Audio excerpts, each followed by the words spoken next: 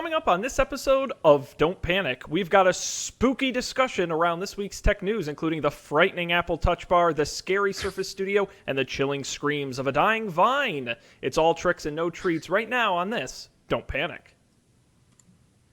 This is Don't Panic, episode number 147, recorded October 31st, 2016, on Touch Bar, Surface Studio, and death on the vine.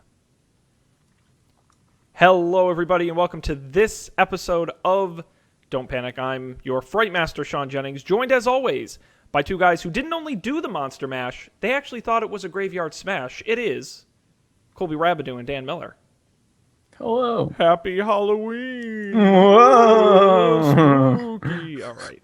That might have been a All little right. That was enough fun. This is why I need one of those morning radio show soundboards. Yes, So I can that's play what the we've sound been of- missing. I know. And then we can do all the wacky... What's preventing us from having one? my lack of interest in purchasing a soundboard. You have to buy them? It's not just like... Oh, you can get software versions, but... So what I could do, believe it or not, I could do it, but to make it so you guys can hear it, and by that I mean Dan and Colby, I have to feed it back in... I haven't yet figured out a way to easily do it. For some reason, software doesn't let you do it. There has to actually be a hardware thing. Huh. Everyone else I know who does it, like real shows, they actually have like a real legit sound mixer. And I haven't decided if it's worth it to do, goofy morning zoo radio effects. How much did things like that go for? It depends on how big a one we need, but, hundreds of dollars. Damn. So, Wait, why can't we just use the... Like, why can't you just open up sound files in, like, VLC and play them on your computer? I can, but then you can't hear them because you're only getting fed my mic. I would need a third output to feed to you two.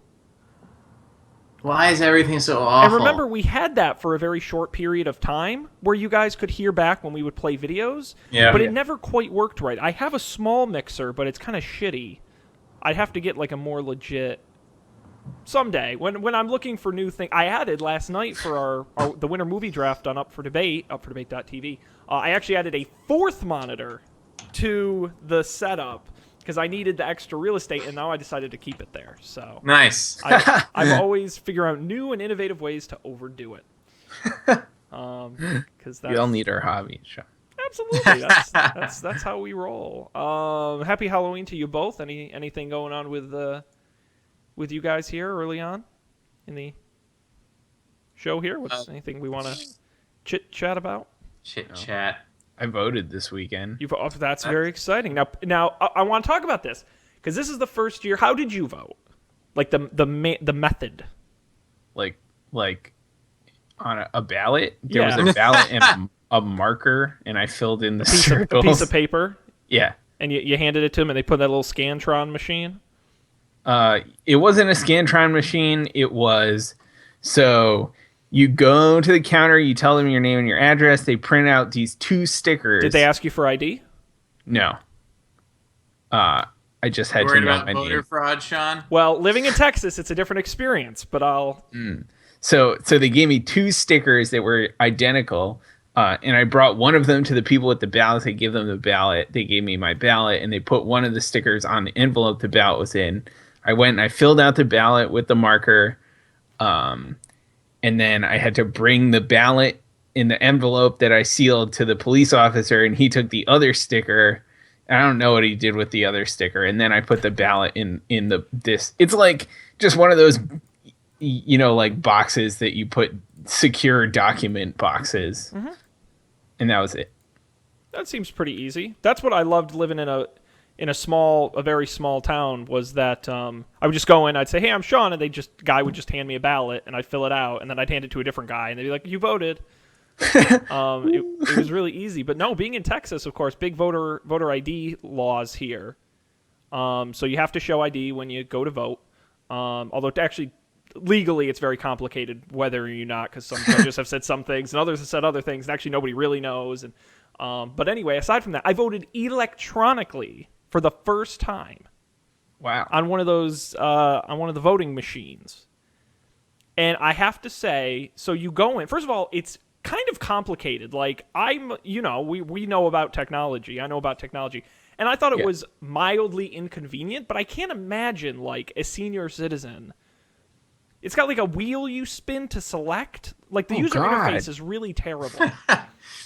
now, luckily, why isn't it just a touch screen? Well, some of them are. So these were.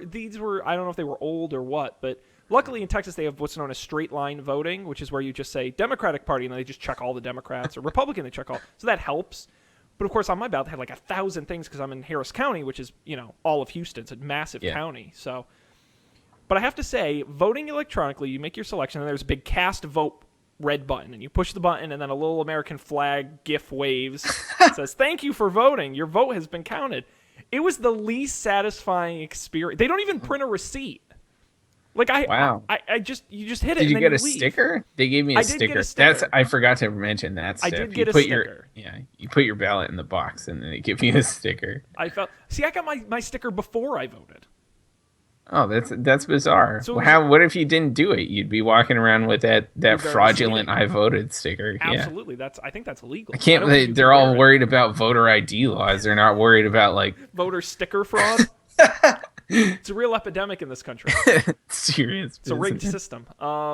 Yeah. So it was weird. I wasn't expecting that, and I have to say it was not. I miss filling out the bubbles. Maybe all my standardized testing in school trained me well for that. This was actually the first time I ever voted at a polling place. Like I only ever voted absentee before. It was crazy though. I had to like read up on the ballot questions beforehand. Oh, Massachusetts had some fun ones this year. Yep, we got to vote on marijuana. Yeah, that was fun. We had charter schools. Yep, there was a charter schools one. No on 2. Yep, and then there were 4. Casinos was one. There was a casino. They always one. have casinos in Mass. Yeah, it was something like they already did a bunch of casinos, and they were like, "Oh, but wait, we could do one more." And what's funny is they defeated that last time. They wanted additional casinos, and it was defeated last time, and they just got it back on the ballot again. If at first you don't succeed, they're just going to keep trying. And I don't remember what the 4th was. The other one was like a animal rights thing, like it was like farmers in Massachusetts. It was like prohibiting farmers in Massachusetts from like keeping animals in certain like inhumane conditions. Okay. It was kind of specific about like what it was. This is a very And then there was one more for Boston. Are you gonna get cool things in Boston? It was something about real estate tax. Yeah. It was a little indirect for me. I know this conversation is a little Massachusetts-centric. I'm sorry about that. If you live in any of the other 50 states, this may not apply. Are these called referendum questions? Yes. Yeah. Okay. Yeah, or ballot initiatives is another. It depends ballot on the state. initiatives. Yeah, that's another. There are different ways to phrase it. Ballot questions. I haven't even heard anything about it. So one thing I thought was weird is that there were like a bunch of people on the ballot, and almost all of them were running unopposed. Yeah, Massachusetts. So it was just like very common. Yeah, it was bizarre. The only person besides the president, the only person to choose between more than one person was like the Register of Deeds, which I don't even know what that is, frankly. So outside of my polling place, there was a guy handing out flyers and shaking hands, and I overheard he was running for something. So I was really excited. Wow. Like I've never gone and voted and met somebody running, right? So this is cool. Like I can shake his hand and then go vote for him. Like this is really neat. So I go up and he's like, "Hi, I'm Bill whatever, and I'm running. Here's my flyer." I'm like, "Oh, great. What are you running for?" And he goes, "I'm running for Justice of the Peace." I'm like, "I don't even know what that does." Doesn't a Justice of the Peace, can't they like marry people? I think so. I don't. I really couldn't tell you. And I was like, all right, guy, like, and I literally what I told him was I shook his hand. He's like, can I count on your support? I'm like, guy, I don't know anything about your opponent, but I met you, so I'm going to vote for you. Boom. And I voted for him. And that was his strategy, I bet. Honestly, because nobody pays attention to that race. So I'm like, all right, sure, buddy. You can have my vote. I don't really give a shit. Like, justice. All right. Little did you know. I didn't even realize that was a partisan position. Like, there's a Democrat and a Republican that run for that. How do their views differ on being a justice of the peace? I literally, it was baffling. But I said, all right, buddy. I hope he wins. Wow, I can look at a sample ballot for New York. And there's a position that only one person is running for, and she's already in that position. Yeah, she rerunning unopposed. That's a nice feeling. Yeah. Yeah, right. I wish life were But like I that. don't get any fancy ballot initiatives. I just am voting people into office. It varies by state. Massachusetts has them every time. California is like that. They're very They liberal. have so many. Yeah. Doesn't California have like dozens of questions? Yeah, because they don't. I don't know. They're all, like, it's a low number of democratic. signatures. Yeah, they just you get 10 people to sign a form and it's on the ballot. It's pretty easy in California. But That's cool. yeah, it's exciting. We got we're almost a week away. Tomorrow will be a week. Yeah. So Thank get God. excited, get out there and vote. I'd say register to vote, but it's too late. So now you have to go vote. That's the next step. Every vote counts. Every vote counts, except for the ones for Trump that they throw away, so it's rigged for Hillary. No, I'm just kidding. No, stop. Did you look? And we're not going to get partisan here, but I did think it was amusing that Trump at one of his rallies this week said to the people in the audience, there's 2 states in the nation that everyone has mail-in ballots, like standard, and they just mail them out. And I forget which state he was in, but it was one of those 2, Colorado maybe. And he said, I'm afraid the system's rigged and they're going to throw out your mail-in ballots, so make sure you also go to the polls and vote in person, which is against the law.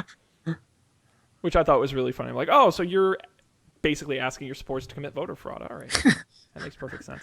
All right, good. Well, hopefully there'll still be a country here for our next episode. I want to credit Michael Kurtz on Facebook for commenting, "Roll for ballot initiative," he said. Very good. Good one. Very good. Thank you, Michael. And everyone watching live on Facebook right now, facebook.com/Don't Panic Show. Live Monday nights at 10 p.m. Eastern, 9 Central at that location. And if you're watching, be like Mike and comment on Facebook, and we might chat about it on the show. All right is right. Why don't we jump in? We got a lot of news this week. It was a pretty action-packed tech week in terms of announcements. It's that time of year where that sort of pre-Christmas announcement rush goes on, and we've got 2 of the biggest companies, Microsoft and Apple, with their dual announcements this week. Where do you guys want to start? Or we can start with something else. It's up to you folks. Let's start with Microsoft. Let's start with Microsoft and their big Windows announcement. Guys, you may not have heard this, but Microsoft and Windows is for creative people.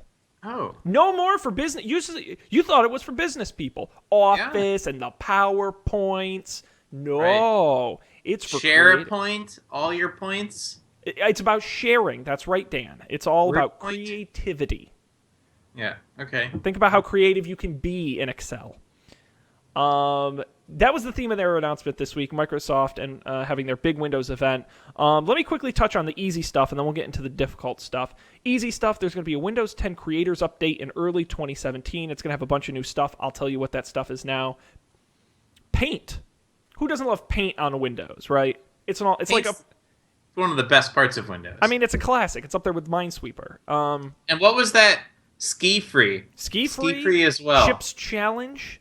All those classic Windows 95 things. Well, Paint is back with a vengeance. 3D Paint. It is Paint, but now you can paint in the 3rd dimension, which is depth. And you'll be able to export them into places like Minecraft. You'll be able to doodle in 3D, use it with your HoloLens and VR. Very exciting new Paint. They also announced Windows VR headsets, which are very similar to the Galaxy Gear, where you'll be able to strap phones into it, and it will run the... oh, no, I'm sorry. No, you don't strap... No, it has screens in it. My apologies. Let me back that up. It's more Rift style, where the screen is built in. They'll start at $299 and run Windows Holographic, which is the platform that powers HoloLens. No concrete release dates for that yet. Live broadcasting is going to be built into Xbox with this update. They'll also integrate comments and questions during those live streams. They're also updating Arena to allow players to create their own challenges and custom tournaments. Lastly, in Windows People. They're going to make it easier for you to communicate with people within Windows, so they'll have little icons in your taskbar with, like, profile pictures, and so when it's called Windows People? Windows People. You know, the it sounds like a horror movie. Beware the Windows People. It'll connect with Facebook and with Skype, and so when these people message you, their little face will pop up right in Windows, right in the OS. You'll be able to tap them, which is kind of like a poke, but it's a tap, and you'll be able to send them the 3D objects you made in 3D Paint. Now, let's jump into anything on that. Well, okay. I No, I don't think so. I think you're ready. You're ready to drop the big next bomb on us. Hardware. It's all about. Come on, let's be real. It's all about hardware. Starting with the new Surface Book. It's been updated to include the new i7 processor and a bigger battery. They say up to 16 hours of battery life with even more graphics power and an extra fan to keep it cool. They've also shrunk that hinge. Again, you got to remember, Surface Book you can detach, but it's also a laptop. That will be available in November at the starting price of just $2,399. Of course, it's running i7. They're not fooling around here. Yes, yeah. But the big hardware piece was the Surface Studio, and if you haven't seen this thing, I recommend checking out visually looking at it. I'll try and describe it as best I can. It's like a giant touch screen that they put. It's kind of funny. I saw I don't take credit for this. Someone said on Twitter, you guys remember the original Surface? Back when it was just a big table? The table That's thing, kind of what they did, in a way, except it's much sexier and nicer. Little slightly more practical than a table. than a giant table, yes. It is a touchscreen all-in-one desktop computer. It's only 12.5 millimeters thick, aka very thin. It has a 28-inch pixel sense display with multi-touch and really great color.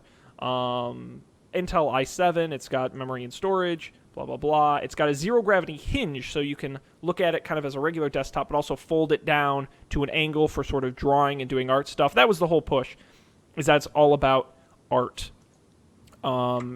It's got a lot of other great features, but namely, it starts at $3,000. Limited quantities available this holiday season. Pre-orders starting soon. Aside from that, they included the Surface Dial, which is quite interesting. It is a device to help you operate the Surface Studio. It is it's just a little dial. It connects via Bluetooth to the computer, provides haptic feedback, and what was that? Describe how it actually works. So when you put it on the screen, it's just a puck. Like it's not a dial in the mechanical sense. Yes, that is fair. It is dial in name only. It just uses the contact with the screen and the location on the screen, and when you twist it, it does detect motion when you turn it. But it allows you to interact with the screen in a different way for things like on-screen menus, for example. The dial will be available in November for $100, but comes free with Surface Studio pre-orders. There you go.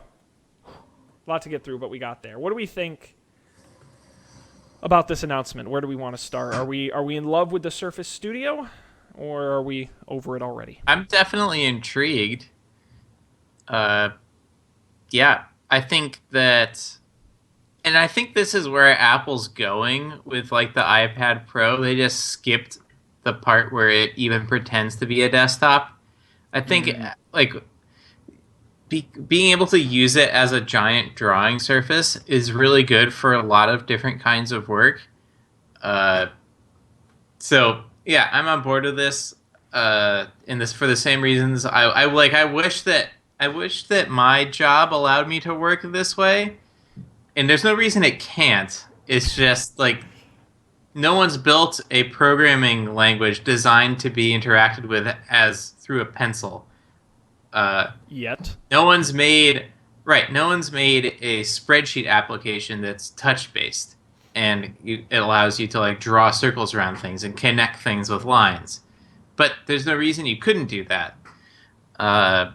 So yeah, I think this is the future of computing. I don't know if it will, like, I think this is a middle step, and I think Apple jumped to where it will end up being, which is like maybe you'll have a stand for your giant screen slab, but it's just going to be a screen slab. It's not going to have a required base or anything. And I'm still waiting for the Nintendo Switch of tablets. Like, where do we get the tablet where you can just drop it? I guess the other Microsoft Surface. The Surface, yeah, a little bit. Yeah. So yeah, I'm on board.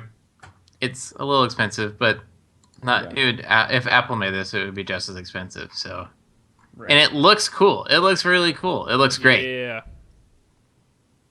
There are also like, if you think about who might be interested in this sort of computer, like the kinds of things people who would be interested in this sort of computer do, like there are like, doesn't that company that makes like the pen tablet that has made the pen tablet things forever, like Wacom, they make one It's that has pronounced like Wacom. Wacom. That's crazy. Yes, Maybe it's not. I don't know. it is pronounced that way. Okay. They make one that's like that has a screen and stuff that is like sort of like this, except pretty it's big. not a computer. Oh, really? Yeah, but I think they were talking someone on some podcast I was listening to was talking about this, but they're incredibly expensive. They're like $1,600 or something. Oh man, this has and a so- zero gravity hinge. Oh, That's wow. now you're sounding like Johnny Ive. All right. Yeah. That's- Holy. Is it Okay, sorry. intuitive? Is it? Is it made of aluminium? I think it is, right? It Yeah. looks like it's. Yeah, the hinge looked really good. Like most of this computer. In any case, my point was, if you're already buying a $1,600 tablet thing in addition to a computer that you run your stuff on, like if this computer is sufficient to do like the things that that thing does and also be a computer, then why not? Also, it has the dial thing. That's cool. Yeah. What do you think about the dial? I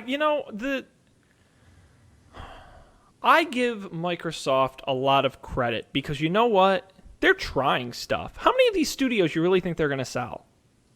Some. It's not going to be mass market. That's okay. They did that with the original Surface. They had no plans to sell a lot of them. Now it's a Surface as a brand, as a business, is $1 billion. $1 billion business. I guarantee they didn't think it was going to get there. I give them credit for trying. They may end up hating the dial, but I think it's a really cool idea. They built it. They're going to let people try it and test it out. People seem interested. Again, the problem with the Studio overall, including the dial, is it's a niche product. So the dial is really good for a handful of things. We'll talk about the touch bar when we get to Apple, which I am interested to compare and contrast, which is kind of more useful. But I think the dial combined with the pen, combined with touch, combined with the mouse and keyboard, creates a very versatile experience that, Dan, you were kind of comparing this to the iPad, that I think the iPad struggles to give you. I like the idea of this being such a diverse device. One of the big things they showed that I thought was really exciting, just as somebody who does a little bit of graphic design and layout and stuff, was that the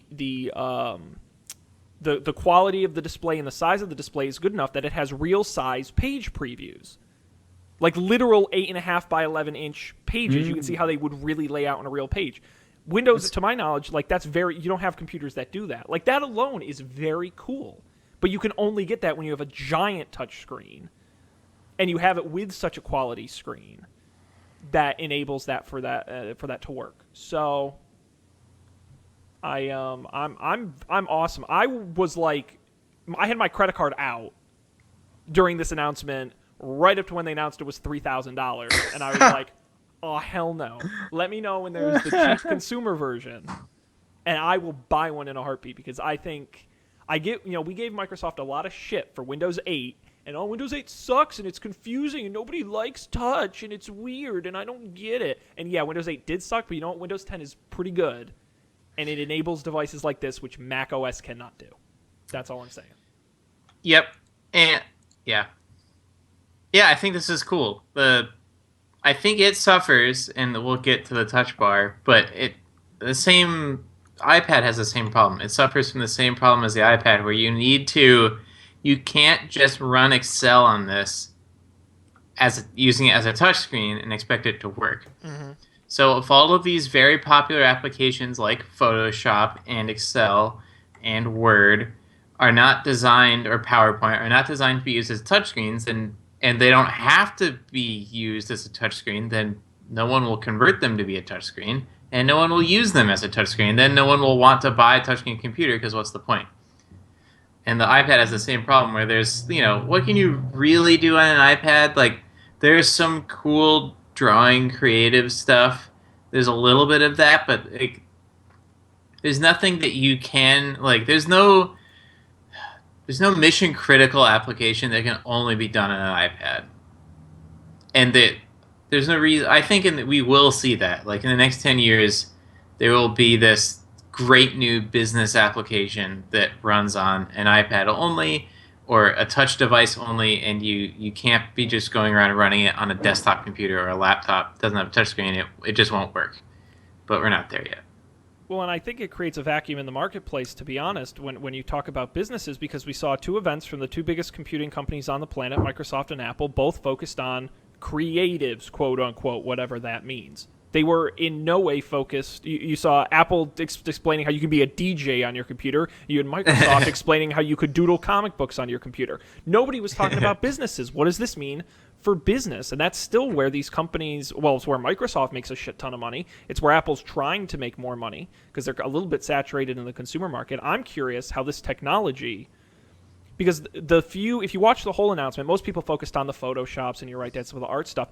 But they had some really good demos with like using a pen to edit a Word document and being able to write notes and write that translates your handwriting and highlighting, and like you scribble out a paragraph and Word automatically deletes it and reformats it. Like, I want to see that translated into, obviously most companies aren't going to buy $3,000 Surface Studios. I want to see how that applies in a more practical sense. So that's what makes me excited, is not the Surface Studio, it's what it enables in the future. Because this is a very niche product today. Yeah, and I think things like you're only going to write a Word document with a touchscreen if you do almost everything else in a touchscreen or you're under the age of 12. Yes. No, that's... So, though, just making Word touch enabled isn't like you need to do that, but it's not going to really move the needle. Yeah, and I'm surprised. You'd think Microsoft seems to be in the best position to pull off this touchscreen in the workplace revolution. Absolutely. And maybe that's what they'll focus on next. I actually might challenge you on that, and here's why. Devices that are being brought into businesses today, and I use business not in like the business you guys work in because that's a little different in terms of technology. I'm just saying you're kind of generic business. The only touch devices that are being brought in are iPhones and iPads. Yeah, that's true. And that is where they're getting the initial, jolt from the touch. From the touch-enabled devices. So I think if Apple can sustain that foothold and get companies to build iPad apps and to... Well, they had that big IBM partnership. Exactly. And companies are being more and more Apple-friendly with their IT policies. And they, my company, we're just about to go to Windows 10, which is a big deal because we're still on 7. We skipped 8. That will potentially enable touch devices. So, companies just take a long time to get this. But that's, I think, why kind of...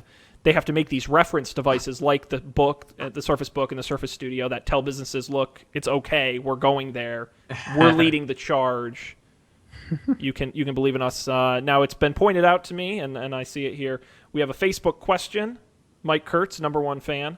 Ooh, new #1 fan. Well, look, he's look. We love people who comment on Facebook while we do this live. He has a very good question. I actually did the research for this while we were talking. He asks, "Is the Surface Dial magnetic?" He says, "If I want to use it multiple times in succession, will I need to keep picking it up and holding it there?" Now, in the research I did quickly here, as far as I can tell, it is not. Oh, what? It is not. I'm sure it has some sort of it's just light used friction surface, but again. The screen, if you have it at a low enough angle, I'm sure it's not going to slide off. Now, if you want to use it more vertically, yes, you're going to have to hold it there. But I think the angle is low enough on this computer that it's not going to slide off. But that is a really good question. I don't know how they could make it magnetic and not screw with the screen. But I'm not an engineer, so... Science. Honestly, if anyone would do it, I'll give Microsoft credit for that. But yeah, great question. Keep them coming on Facebook if you've got them. We'll do our best to, as non-experts in anything, we'll do our best to answer them. Yeah, I think it's really exciting. I'm honestly, we used to be really excited for Apple events. I'm really excited for Microsoft events. Like, they announce cool shit. So we got HoloLens and VR, and they're doing some cool stuff there. And I don't know if I'm buying all this 3D stuff, but it's neat. It's neat. I like cool, innovative stuff. So, and they're having another event this week or next week, but it's more enterprise focused. They're going to announce their Slack competitor. Oh my! Microsoft Teams. But we'll have full coverage if it's worth discussing on a future episode. We usually don't cover that kind of stuff, but we'll certainly see. Any lasting thoughts on Microsoft and their Surface event? Is anyone going to take the Surface Studio challenge? Oh God, I would love to. You know what? I'm gonna make a point to go to the Microsoft store. I actually kind of want to see this thing in person. I think that's fair. I would do that too. I would love to. Microsoft I want to store try the posting? dial. Yeah, there's one. Yeah, not I too do want far. to try the dial. You know what? I'll make the deal. If I go to the Microsoft store, I will stream it live on the Don't Panic Facebook page. Oh, perfect. And you guys can watch as I try that, and the Surface Book, which I'm told is which they say is an improvement, and even the Windows VR headsets. Maybe I'll strap one on my head. Maybe not, but maybe not. You don't know at the Microsoft store. You know whose face has been on those. Yeah, there's a Microsoft store in Boston too. Yeah, they get around. Actually, I think no, the Apple store is closer to me. But there is actually, and what's great is my Microsoft store is right next to a Lego store, so it's like a win-win. Oh yeah, And I can get some Legos. Amazing. definitely. I can just imagine I can buy a Surface Studio for $3,000 or get $3,000 worth of Legos. I would like all the Legos you have. Although honestly, if you've seen some of man. those sets, they're pretty expensive now. Yeah. It's like you get I was looking at they had the helicarrier from the Avengers movies, Oh my gosh. and it was like $400. But it was awesome. I love the big Star Wars ones, Oh, like yeah. the giant Millennium Falcon. You get the big Death Star. It's like as big as you. Right. So impractical. If I had just an abundance, a plethora of space to put things in, I might consider that, but not today. Not today. All right. Well, we're going to continue on to the other big announcement this week from our friends at the Apple Corporation. They gave us some new things to talk about, so let's talk about them. We'll start with the light stuff and work our way onto the hardware. Apple TV is getting an update. They're getting Minecraft, so that's exciting. I don't know why you would want to play Minecraft on your Apple TV, but you can. Good for them. But really the big update is a new TV app that they've cleverly called TV. And it's a unified hub for content across all the apps you have on Apple TV. It uses the single sign-on method we talked about during the last tvOS event, where you just give Apple your cable TV credentials or your whatever, and they'll log you into everything automatically. When you download new apps, the TV app will know you downloaded them. So it'll, if you have Stars, it'll put all the Stars content in there, and if you have Hulu, it'll put all the Hulu content in there. It'll track what you watch. So if you watch something, it'll say, hey, you can resume something you were watching. If you tap to play something, it doesn't take you to a splash screen, and then it takes you directly to the video. So it's just got some advantages. It's got Siri integration. It flags live TV versus recorded TV. So if you have access to ESPN, you can say to Siri through the TV app, hey, I want to watch ESPN, and it can do that. And the TV app is not only available for Apple TV, it will also be on iPads and iPhones coming soon. When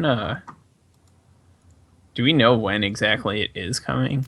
I think they said December, if my memory is working correctly, but I don't remember if that was all devices in December. Cool. But it's coming somewhere by December. All right. Of course, you have to have the new version of Apple TV that runs tvOS. Right. So the caveats on this are that it doesn't work with Netflix and something else, right? Amazon Video. Oh, Amazon. I mean, it continues to not work with it. Yeah. Fair enough. Fair point. Yes, that is correct. I routinely forget I have Amazon streaming because they don't have an Apple TV. Yeah. I just want, I don't know. I Mozart in the Jungle is that one show that I like, and there's probably a new season, but I keep forgetting. I think it's pretty lame that it doesn't work with Netflix. I kind of understand. I could imagine why Netflix doesn't might not be super into having it do that. That being said, though, I think I'm fine with that because Netflix is the TV, like the app, like the streaming app that I hate the least. Like theirs is the least crappy. It does the least worst things. For example, the HBO Go app, where I constantly find myself scrolling through every single episode of a show that was ever made to get to the one I haven't watched yet. Mm-hmm. Like, come on. So and the Hulu app is also terrible. I don't know. It just has so many clicks. So I always the Hulu app, I like click the show and I click like the picture with the play button, and then it brings me to the episode page and I have to click play again. Mm-hmm. Drives me insane. Yeah. So if this can save me from some of that like frustration, it's fine. I would love for it to work with Netflix, but it's an interesting idea. I just feel like it's kind of a half-assed idea. Like, first of all, you have to have an Apple TV, really. I mean, yeah, you can use it on your iPad or your iPhone, but really it's for Apple TV. So you got to have the new Apple TV. 2, you have to be okay with it not having Netflix and Amazon Video, which means you still have to have that app separately. 3, you have to have enough apps to fill this thing. Like, how many apps do you have that integrate with this? Won't this get better once they've been talking about this since they announced the Apple TV, have their single sign-on thing working. So you log in with all of the passwords for all of the different cable networks that you can convince your friends to give you. Well, that's what it is. It figures out what TV shows you can watch with those across which apps, without even you having to have installed them. That's when I think this gets really good. Is it can say, all right, you want to watch Westworld? It's on HBO. You want to watch that sports game? Well, I see you have like a Comcast account, and through that you can get ESPN. So if you download the ESPN app, we can play this game. There are also like a surprising number of like apps you can use without. I don't know if it's not necessarily without a cable subscription, but like. Yeah, you get like the sign most in with your recent cable episodes account. or something. Right, like the CW and like NBC Sports, when they have football games or whatever, they stream on there usually, or like the Olympics or stuff like that. So like I have a bunch of apps on my Apple TV. I use like 3 of them on a regular basis, but I've used all of them at some point. Yeah, I think it's going to work best if you have a fully fleshed out cable subscription, because then you're going to get access to, you know, the History Channel app and the Lifetime Channel app, and you're going to get a ton more content that way. But I think you're right. I think I would just worry that your average person going into it is going to feel like it's light, like there's not a lot of depth to the app, because they're not going to if you don't find content there's no point in having it. And I just wondered, as Dan pointed out, if the single sign-on is going to do a good job of letting you know preemptively, Dan, you have a Comcast cable package with 100 channels. These are the channels that have apps you can stream. You know, how aggressive is it going to be in telling you ahead of time, or does Dan have to actually go and say, I want the National Geographic app? Oh, turns out I can use my Comcast login with it. I'm curious how active it is. I hope they release both those things at the same time. When you open up the TV app, it asks you to set up the single sign-on, because then it could know all of those things. Yes, and I would hope it does, because I think that's a great experience if that's the case. Yeah, I mean, I think it would be a real missed opportunity if it didn't do that, because I don't know, like you said, if like you sign up and you see, okay, like my Hulu shows and that's it. Like not a super compelling reason to like go back and see this again, but I don't know. It's a good start. Right.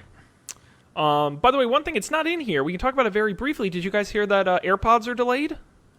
Yeah. Oh. Yeah, AirPods supposed to come out in October. Well, it's October 31st and no AirPods. Yeah, they're delayed with no date. No announced date, so you could argue they're delayed indefinitely. Well, you have to imagine that if they were planning on shipping them when did they announce those? September, in October, that they are all already made. You would hope. Well, yeah, but it's Apple. Like, they don't say that they're going to do something when it's literally impossible. They must have, they were already manufacturing them when they ran into some clearly, because they had some, but I'm sure they have a lot more. So I hope it's just a software thing and it's like delayed until November, but we'll see. They suddenly realize that Bluetooth is terrible. Too Oh little, too late. no! When was the last time Apple announced a product and it got delayed like this? WatchOS 2, they said it was supposed to come out on a certain day and they delayed it a week because of some bug. But that's software though. Yeah. I don't know. I just think it's interesting. I'm curious as to what the real story behind that is, but we'll keep everyone apprised as we hear the real scoop behind AirPods. But now we got to talk about this event, the MacBook Pro, marking its 25th anniversary this week. Congratulations, happy birthday to the original PowerBook. Now the MacBook Pro is shiny and newer. Guys, guess what? You'll never believe this. It's thinner. They made it thinner. You didn't think it was possible, did you? You scoffed at Apple and said, cannot be done. Well, you're wrong. It is now, depending on which model you get, 14 to 17% thinner. And even better, it's almost half a pound lighter. Colby, did you ever look at your MacBook and say, this computer is too thick and too heavy? My 15-inch MacBook, absolutely. Every single day I have to lug it to work. Well, you were in luck. Yes. Yeah, I am. It's actually great timing for me because like coming up in like 6 months or so is the time when I can get a new computer at work. So, well, you're going to like this one. It comes in 13 and 15-inch models in either silver or space gray. It's got a Force Touch trackpad that is giant, if you've seen it. Yeah, it's huge.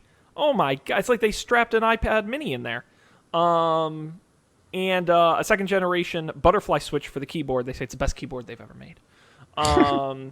They're offering, depending on which model you get, up to a Core i7 processor, AMD Radeon Pro graphics, 16 gigabytes of RAM. The 13-inch has a little less than that. 4 USB-C Thunderbolt 3 ports, any of which can be used to charge the computer, along with, and are you ready for this, a 3.5mm headphone jack. Yes, the headphone jack lives on, although the SD card slot has been removed and MagSafe is dead. I mean, there are plenty of things to talk about here. I'm kind of surprised they didn't do like a lightning jack for like. Maybe that wouldn't make sense because you wouldn't use it for anything else. But you don't use the quarter-inch, the regular headphone jack for anything else either. I don't know. Yeah, it is going to be. You're going to need a dongle to plug your Lightning headphones into your your MacBook. You're just going to. So you need a dongle to plug in, right? And a dongle to connect your Lightning phone to your USB-C ports. Although I guess they probably have a cable maybe that does both. I'm not sure.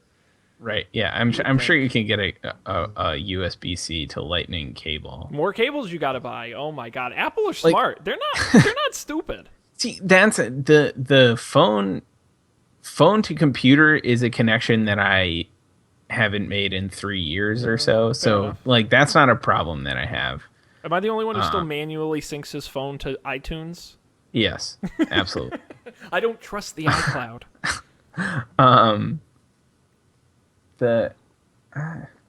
Like nothing plugs into my computer anymore. I mean podcast stuff plugs into my computer, but I don't not my laptop. Like I use the desktop for that. It will be I would have to get like a dock.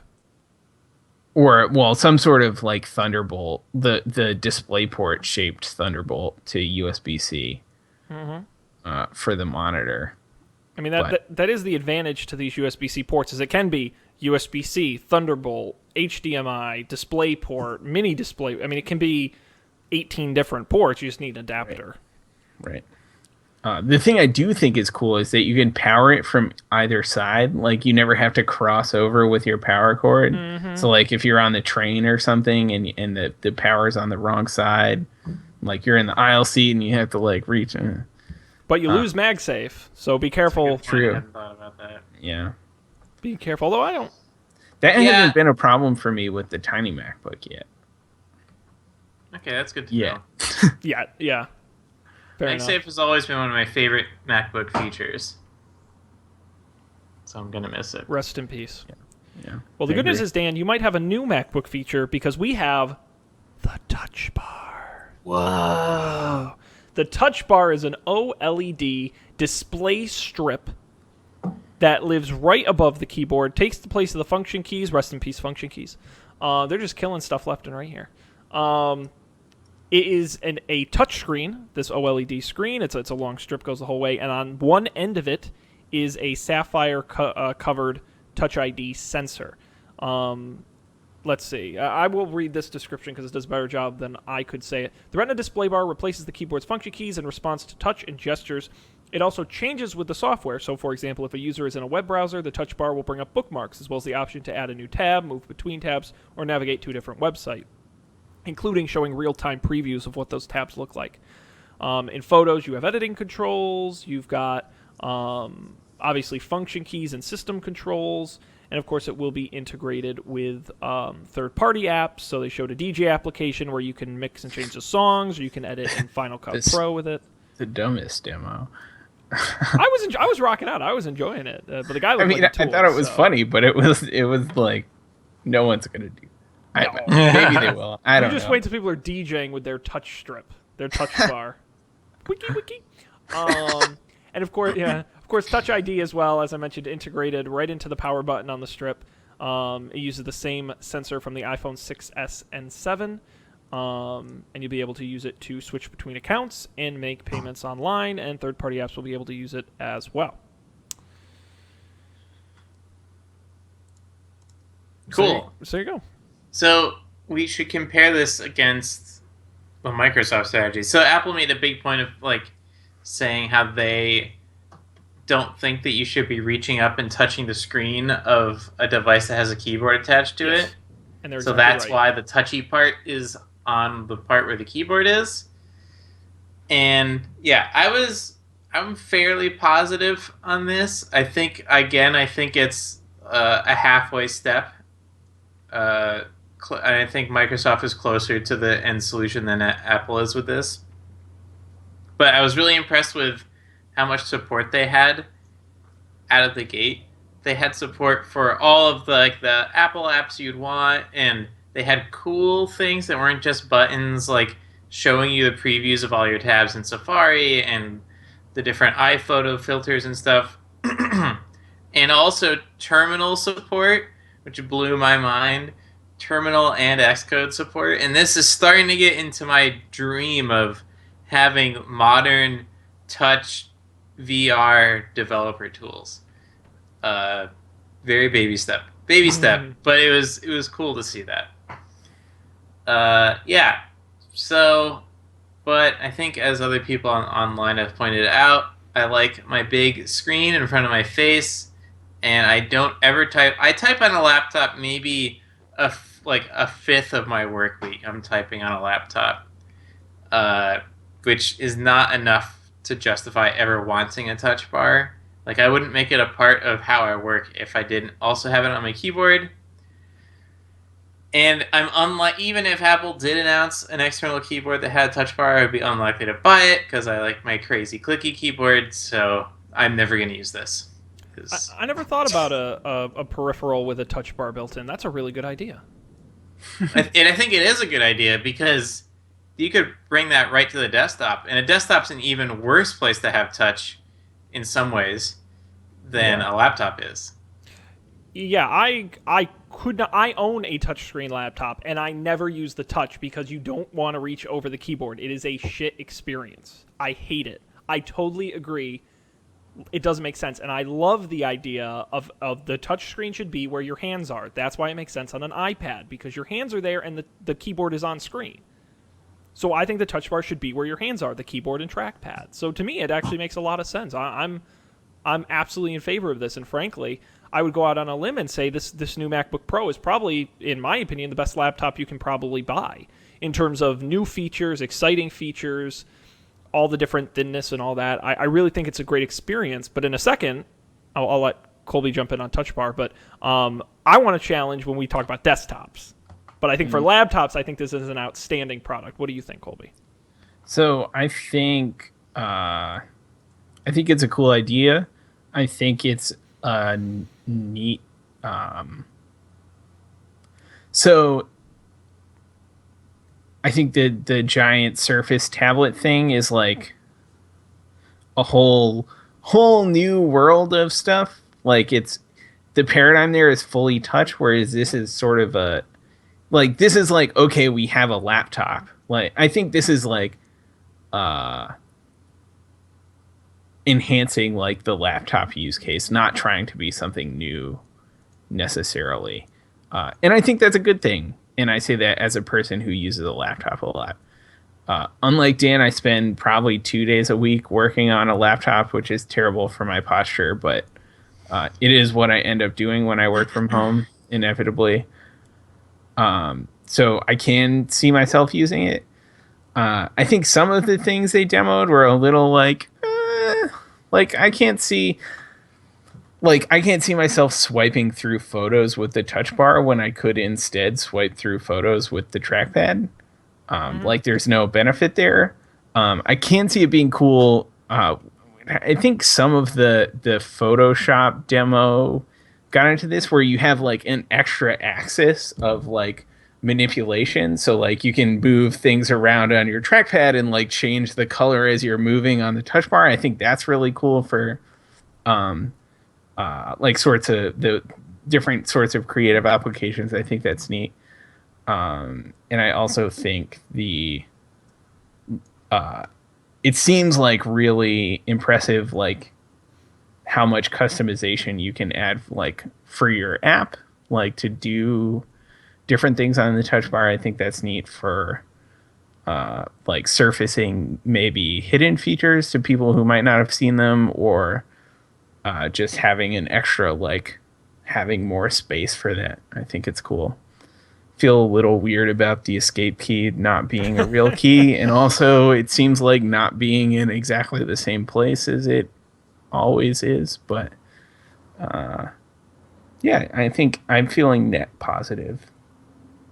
I think you pointed out something, Colby, that I would really I'll double down on, which is from both companies this week we saw new forms of user interaction that weren't gimmicks, which I am so sick of. The Nintendo Wii, I think, is a good example of user interface. Kinect, I think, is a good example. They're gimmicks. They never ended up finding great uses for those. They are maybe a little bit now, but not really. I think the dial could be a really interesting user interface device. It doesn't radically change the game, but it does give people a different option. Again, that two-handed, now we've got pen and dial, or touch and dial, or even mouse and dial. And I think Apple has done that, where you've got touch bar and trackpad, or touchpad and touch bar and keyboard. And you've got this multitasking ability with these different interfaces, and some tools are going to be better on one than the other. Sometimes you're right; it's going to make no sense to use the touch bar. If you're going through your photos, you're right; you can just use the world's largest trackpad that they've strapped on this thing. But I just like the ability to have the options and the creativities. Now, app developers can really go crazy and build some cool stuff for these. And I thought both companies gave us that, and that was very exciting about this week. What's odd for me is the distinction between the laptop and the desktop computing environments, because I really feel this is a really great laptop. If I were on the market for a laptop, comparing this to the Windows options, I really like this MacBook. But if I spend 90% of my time at a desk, which I do, just for me as an example, would I buy an iMac? No, I would buy some of the cool, innovative stuff Windows is doing, and not even just the Studio. They are coming out with a lot of really great all-in-ones with touch. They're not as full-featured, but I think they're more competent desktop computers. I just think it's an interesting dichotomy between these companies that they're innovating on different platforms, kind of. I mean, they would argue differently, but that's how I feel. Yeah. I have a hard time, like, I'm having a hard time, like, thinking about this because I have never worked at a company that had desktop computers. Like, I've always worked at companies that had, like, everyone had a laptop and you, like, plugged it into a monitor when you get there, when you get to work, and then you leave and you take your laptop with you. That's kind of a desktop, though. Sure. But, so like, lots of people I know will like type on their laptop, and like their laptop is an extension of their monitor. Okay. Or they have it open, or whatever. But in any case, like there is benefit to it being a laptop. So I have, I don't know, like I would rather see them update their laptop if they were going to pick one or the other. Sure. Which it seems like, I mean, obviously they picked one or the other. I'd rather see them update the laptops. Absolutely. I feel like laptops are the flagship. Like, I would love to see the numbers, but I think desktop is more of a niche market. Well, at this point. although I'm going to say, to be fair, they also haven't updated the processors or the hardware themselves in quite a while on those. That's so it. Well, right. that's And I mean, that's the same problem. Like, that's what happened with the MacBooks until this week. It's it's a like long time. nothing had changed. My computer that I've had for the last 2.5 years, my work computer is like the same one you could buy until last week, which is silly. Mm-hmm. But I forget. I don't think I was going anywhere else. No, it's a good computer. They put out a good computer. It's a really great laptop. I think anyone who buys it would be satisfied in buying it. Are you going to use the touch bar every day? I don't know yet. I don't think anyone can say for sure. I think that's something that comes with time. Especially seeing how developers use it and how comfortable people are using it. But, even if, would you say this would be a good computer without the touch bar? I think so. It would. I don't think it would be very exciting. I mean, I don't think there would be anything to talk about, really. Yeah, that's it would true. basically No, just and be I don't think they could raise the price if it didn't have the touch bar. That is true. There is an entry level version of this. So they're doing the 15-inch and then they're doing two 13-inches, one with touch bar and one without. The one without is their entry level. Lacks touch bar, has only two USB-C Thunderbolt ports, and it starts at $14.99. It's actually, and believe it or not, because they're kind of ending the MacBook Air unofficially, but they didn't announce any updates. The 13-inch Pro is actually thinner and smaller than the older MacBook Air. It is still for sale, but they haven't updated any of the internals on the old MacBook Air. Yeah, I don't get... Okay, don't include the touch bar, that's great. But you're also going to drop two USB ports? Like, there's no reason you have to do that. Except if you want to push people up to the more expensive one. But what's weird to me, and again, I'm not by any stretch an expert in Thunderbolt, but I have always been under the impression that those ports can power a lot on their own. Like, I don't know why you would need four when every demonstration I've seen, you only need one to plug in a dock that gives you a shit ton of ports anyway. Yep. Maybe it's like monitor stuff. So I do remember this was a while ago when there was like all kinds of speculation about the new Apple displays and stuff, and they were talking about like how like the hardware you would need to drive like two 5K displays or something, and there was like people talking about things about like the connections between the ports in the CPU or the GPU or whatever. Mm-hmm. So like maybe it is more expensive than it seems to have like 4 ports that can all run a separate display or something. I don't even know if that's possible. Like, can you plug in 4 monitors to this thing? Maybe not. You can to the at least the one that has 4 ports, like they showed in the presentation. Yeah. Right. So, but I think like, you can only drive one monitor per port. Sure, but that's 4 monitors. So, like, on maybe one that has 4 ports. Yeah. Right. So. Maybe there are other things at play. I don't know. It's a good question. I don't know why they've gone ahead and taken away those ports, because they want you to pay for the big one, Dan. That's it's as good a reason as you're going to get. So yeah. So check those out. Coming to an Apple store near you soon. Is anyone taking the Touch Bar challenge? No, possibly. I'll never use it. No. I'm kind of sad. I don't think it's worth going out and picking up a new computer. I think if you're going to buy one anyway, right, it's not a must-have.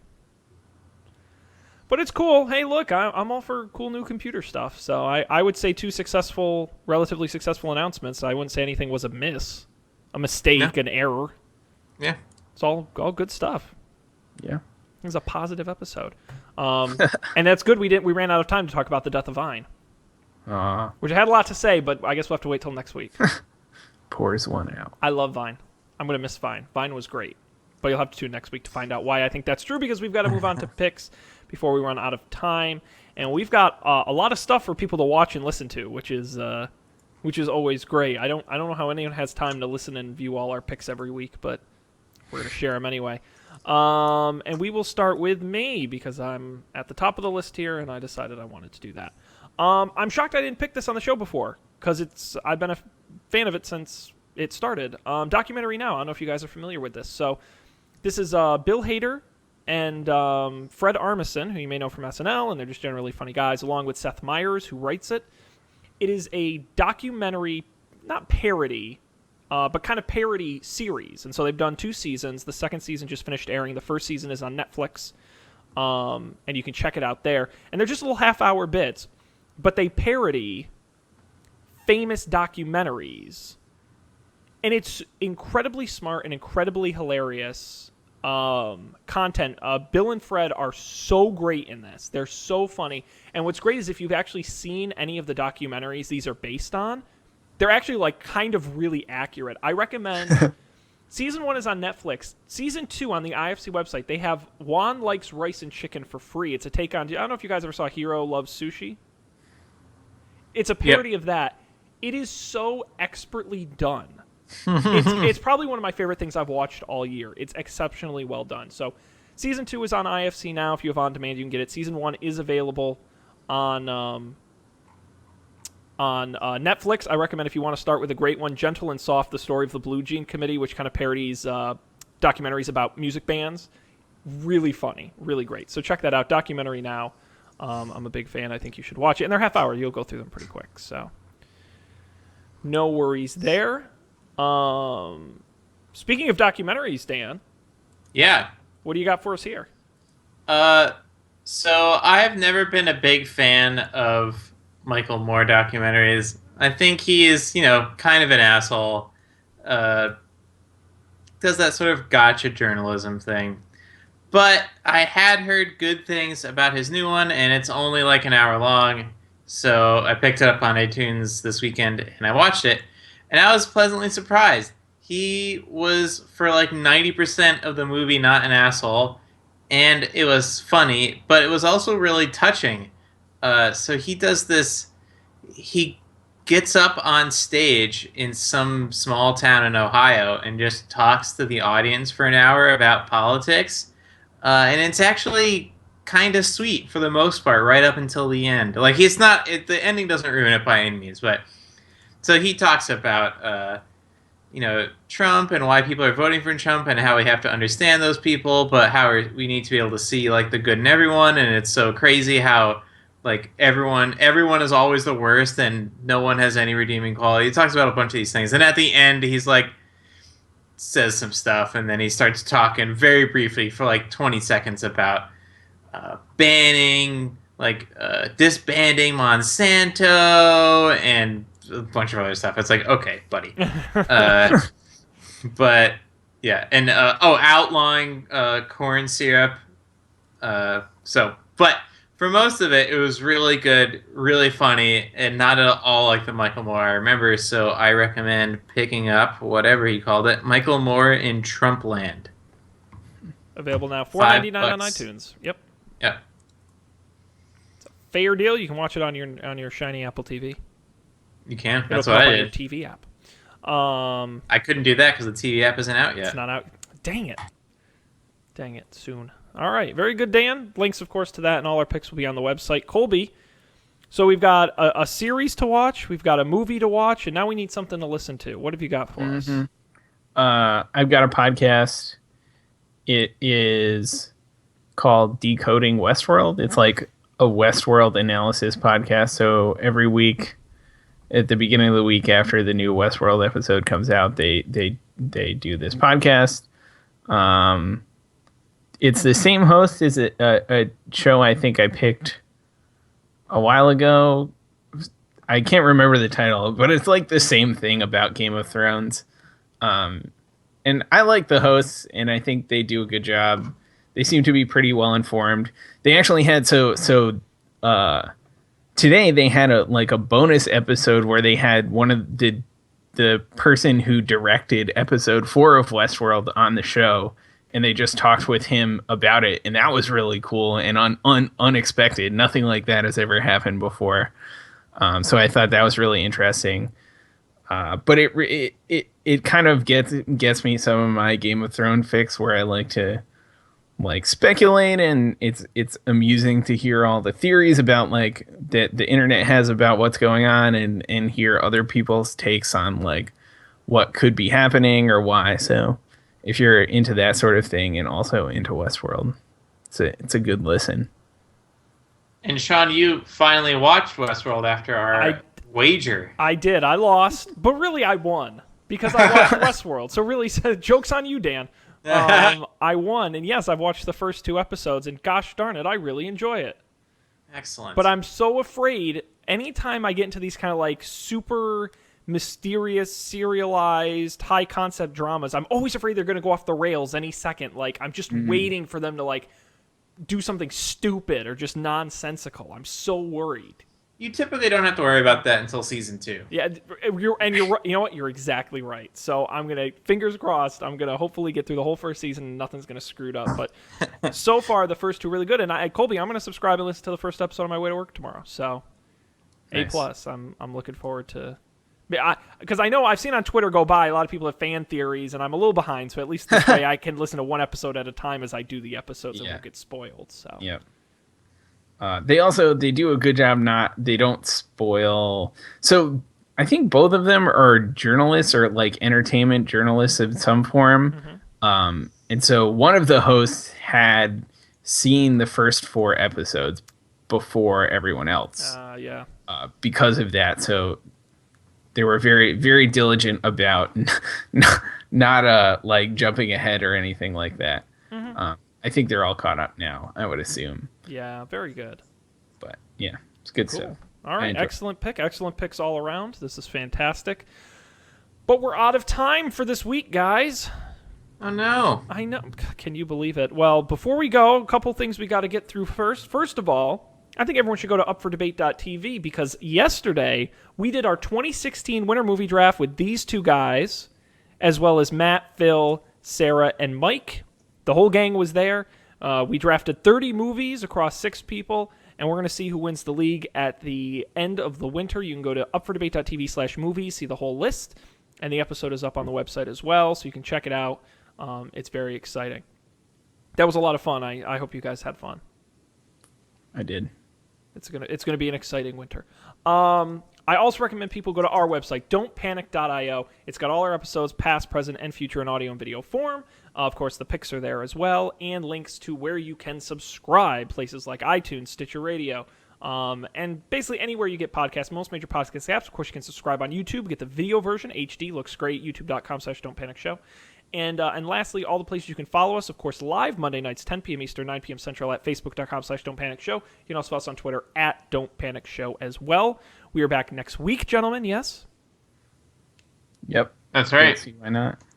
Absolutely, and hopefully there'll be even more exciting tech news. We had a full episode this week, and I'm sure we'll have one next week. So on behalf of Colby and Dan, this is Sean, thanking all of you so much for joining us, and we can't wait to see you next time for even more spook-tacular news here on Don't Panic. Had to sneak that last one in.